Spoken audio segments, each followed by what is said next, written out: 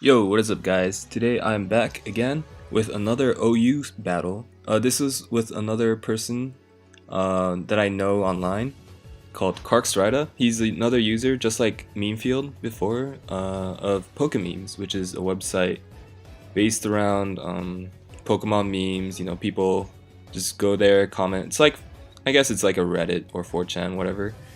And yeah, people just comment, laugh, even though most posts aren't really funny, and yeah, pretty much get to know each other. Karxrida also is pretty prominent in the, not prominent, prevalent in the Smogon forums. So you probably seen him around there if you go on Smogon forums a lot. If you, especially OU, because I think that's what he does the most. And yeah, basically he's the guy that kind of made me want to do the suspect test laddering in the first place, because he was doing the laddering and I was like, you know, that sounds fun. I might try it out and see how far I go. In the end, I did not reach the requirement. I had 23 or 2400 coil with 27 wins, 7 losses, and elo of 1473, I believe. So yeah, I didn't have enough coil. You needed 2700, so I was 400 off. And yeah, I kind of needed like 20 more battles, I think, and it was the last day, and I just didn't feel like doing 20 battles in just one day because I was pretty tired. But yeah, anyways, this was a friendly match that I had with Karxrida based on the same format. You can challenge other people on Showdown with whatever format you wanted. We did the OU suspect test format because he was laddering, I was laddering, and I kind of wanted to, you know, we kind of wanted to test each other out, test each other's skills out. Yeah. Oh yeah, I also forgot to mention, I got into top 500 in the OU suspect test ladder, so you know, I was pretty happy about that, even though, you know, I didn't get the right to vote. That in itself, though it doesn't really matter because the ladder is gone now, you know, it's just a temporary thing. It's, you know, it was still a pretty big accomplishment for me anyway. I felt good about getting top 500. It was pretty cool, you know, I kind of liked it. So who knows, maybe there might be future series where I just play OU battles and get as high rank in the ladder as I can. Yeah, okay, enough about me, let's just hop right on into this battle. So, Karxrida's team consists of Scissor, Manaphy, Thundurus, Latios, Cobalion, and Landorus T. And mine is the same as before. You know, if you've seen the previous my previous video, you kind of know what the basic function of this team is, I guess. I'll go into detail later. I kind of want to talk about Karxrida's team first. His team comes from a team showcased in the Smogon forums.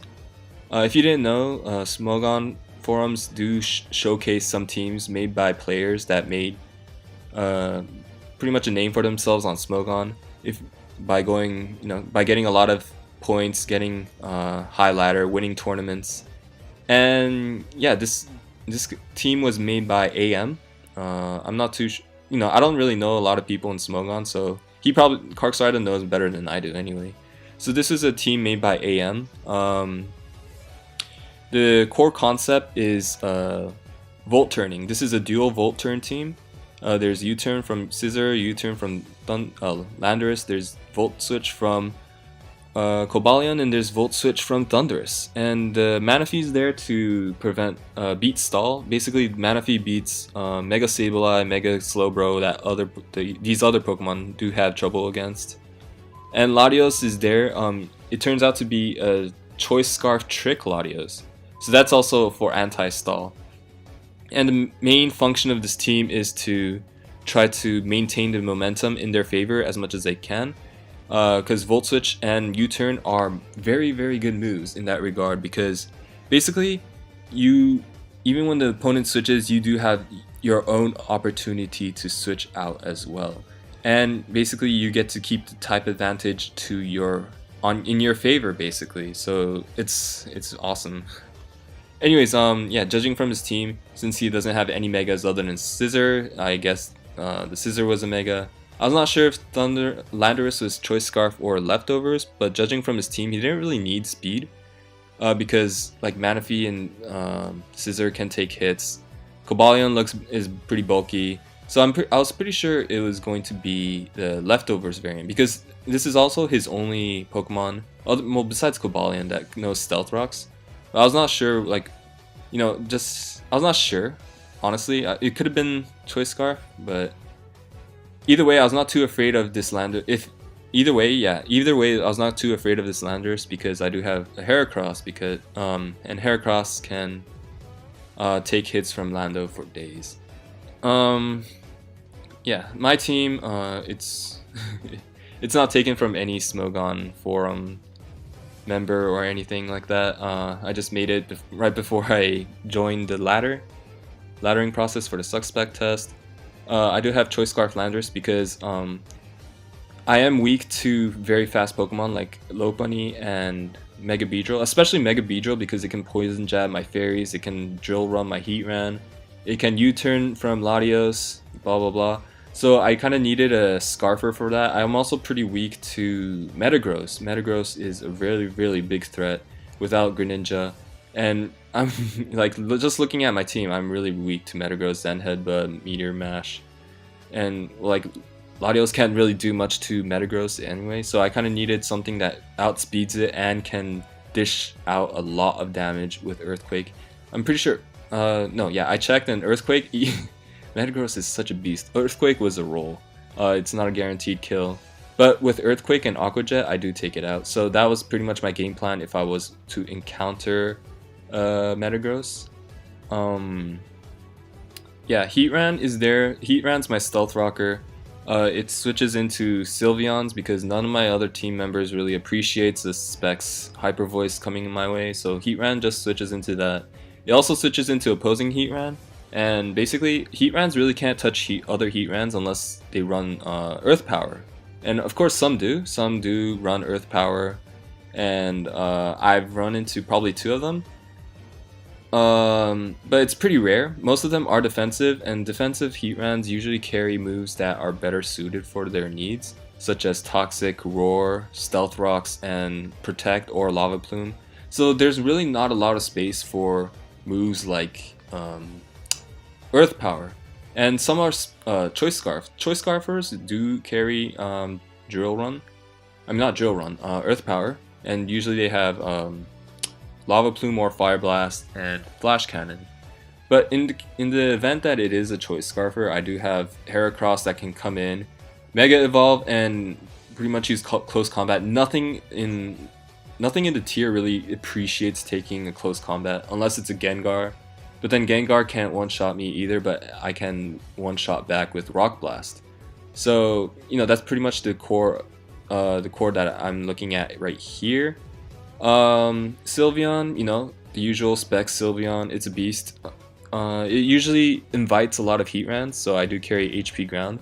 That's one of the few predictions that I need to make with this team. If the opponent does have a Heatran, they usually switch it in, and I just fire off HP Ground and pretty much destroy it, because Specs HP Ground from a Sylveon is, you know, Heatrans don't appreciate ground attack moves.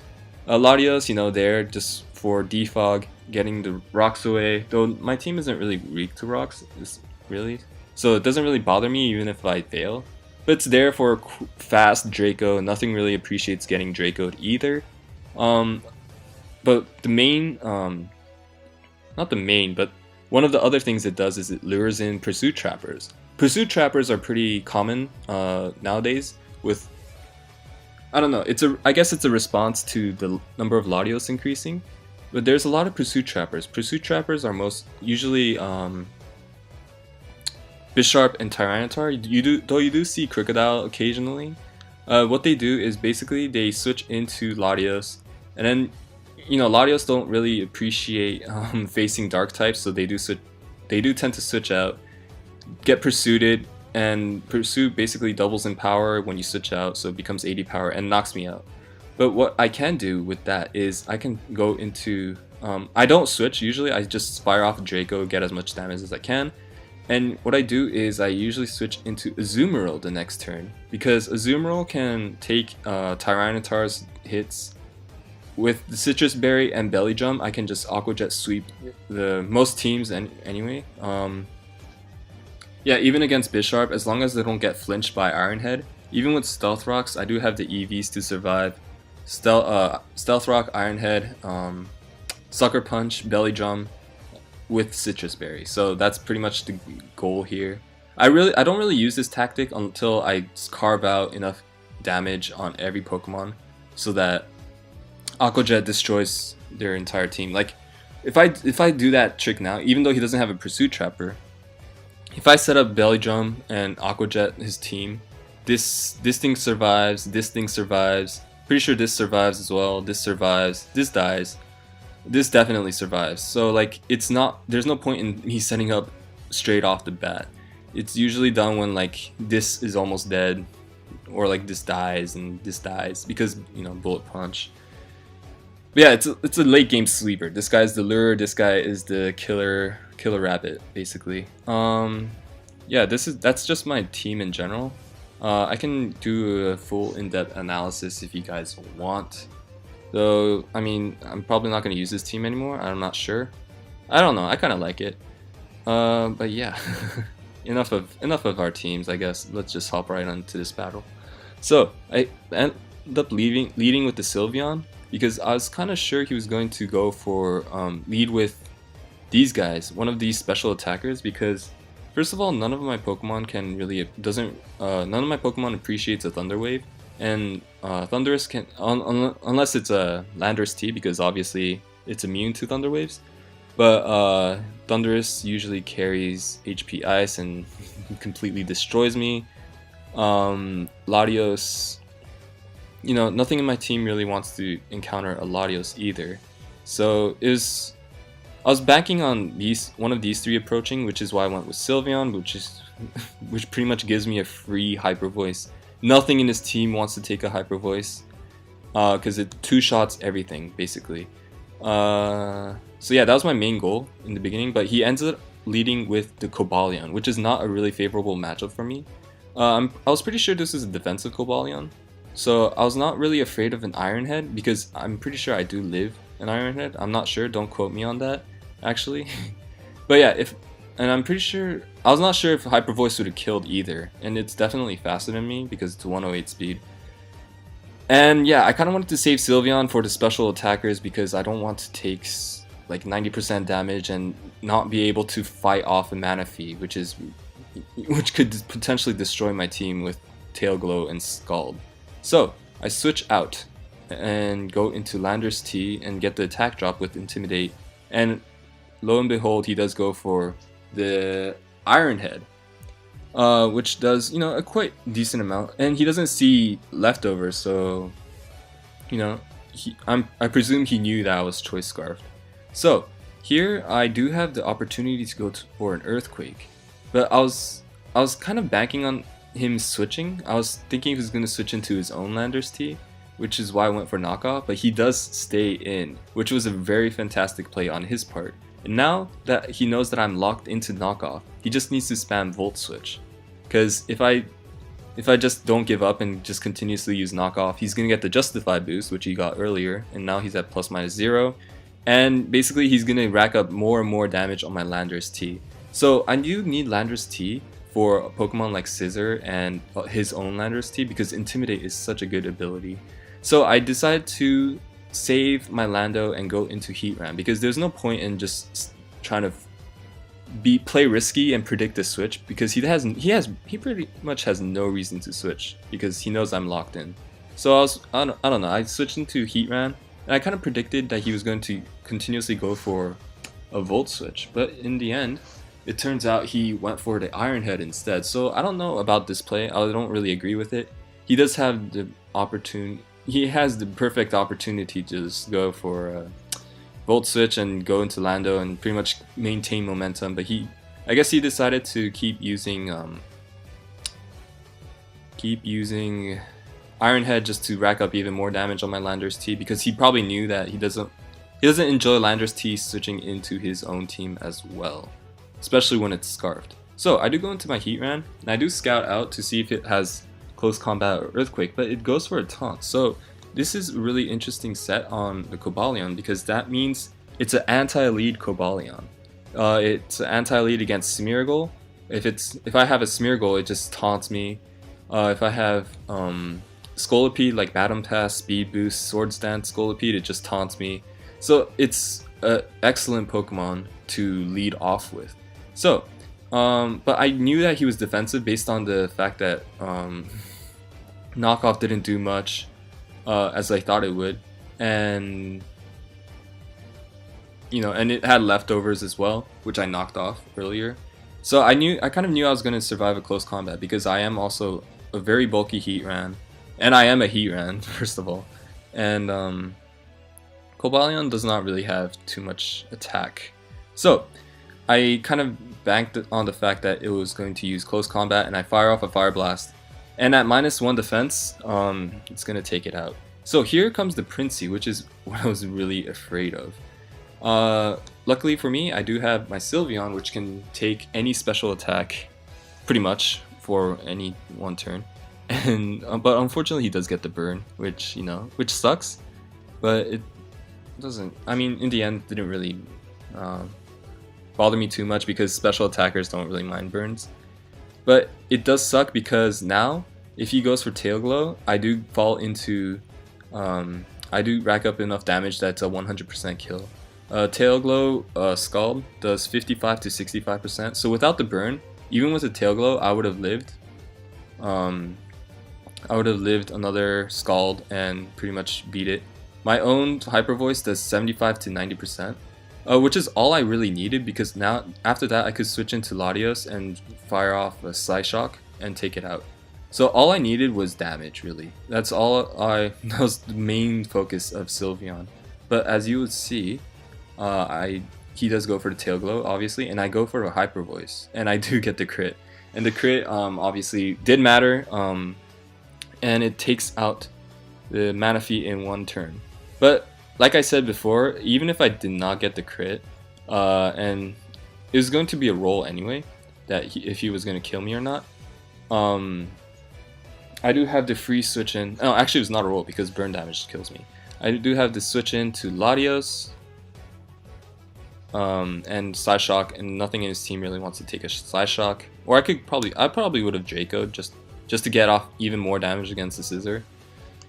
Basically, my biggest fear in this team, besides the Manaphy, of course, it was the Scizor, because Scizor can easily set up against a lot of my Pokemon, and with Bullet Punch, it tears through most of my team. I do have a Heatran, which quad resists Bullet Punch, but it is at 35%, and it does have superpower, not fun.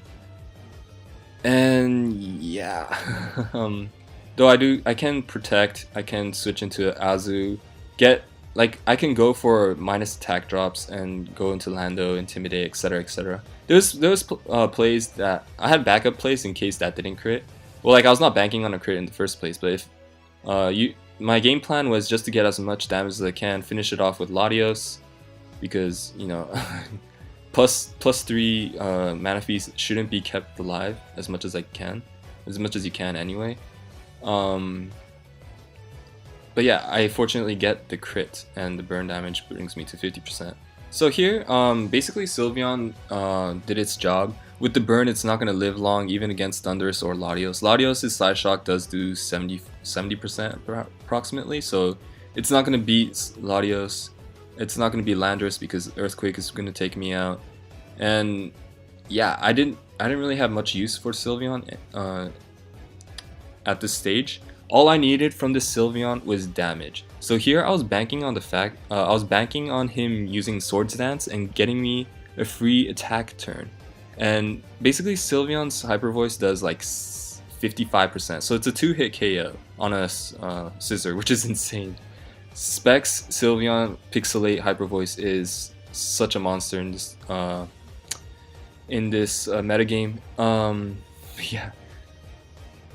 Anyways, here this is the play that pretty much pretty much made him question whether that crit mattered or not. To be honest, it probably did not. Like, in my mind, it doesn't matter, because if I fire, I did have the, if it didn't crit, he would have been at like 45%, which means he can either roost, if he has roost. I'm not sure if he has roosts. If he roosts, I just keep firing hyper voices until like get burn damage burned to death. But he's still going to be at less than half, which is enough for my Heracross to come in and destroy with close combat. Even at +2, it does not kill the Heracross. It does like 60%, because I am the bulky variant. I do run a lot of HP on this Heracross. So either way, even if I didn't crit here, I do have enough. Basically, I do have switch-ins to this. He was not going to pull off a sweep, is what I'm trying to say, because the Heracross is still healthy, etc, etc. So, but yes, with the critical hit, it does so much damage. So here, kind of wanted to keep Heracross alive, healthy for his Landers, because it does give me more. This guy gives me a lot of momentum, because nothing in his team really wants to switch in to whatever Heracross can do, and yeah. But I decided to go with Landers because I kind of wanted to minimize. Just thinking long term here, Heracross was going to be more useful with more health than Landers, because Heracross can switch in to pretty much all of his moves, especially the Landers. Landers can't really touch Heracross, and I can basically, I have a free chance to just use Rock Blast, especially Rock Blast, because it just hits all of his team and it does a considerable amount of damage to everyone.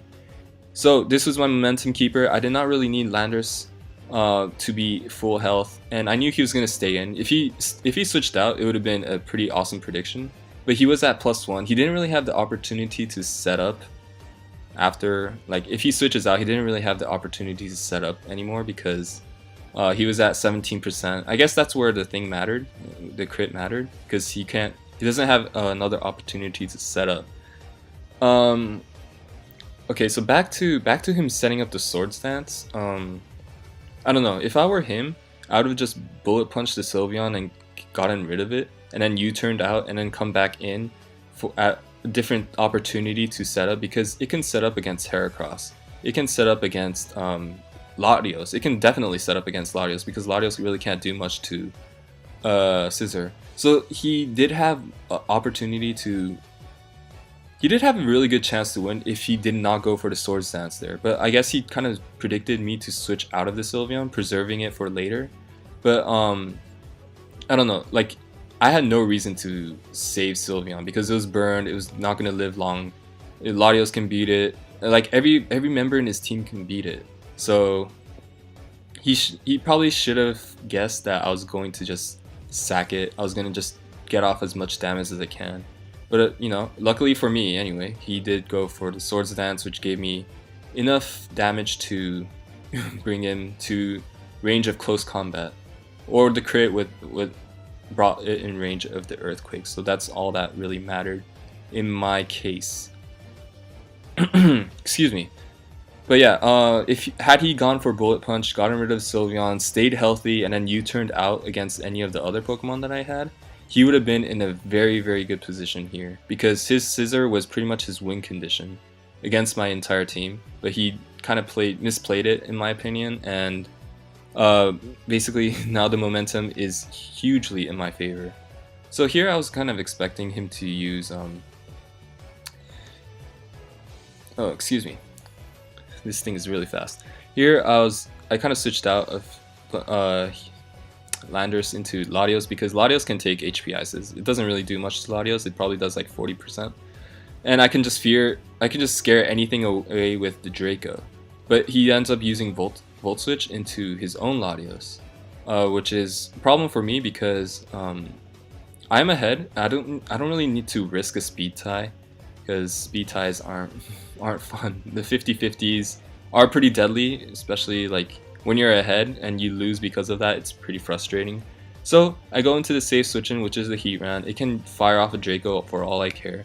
I can take 2. It'll be at -2. When it's at -2, basically this bunny here can switch in and freely fire off and play rough.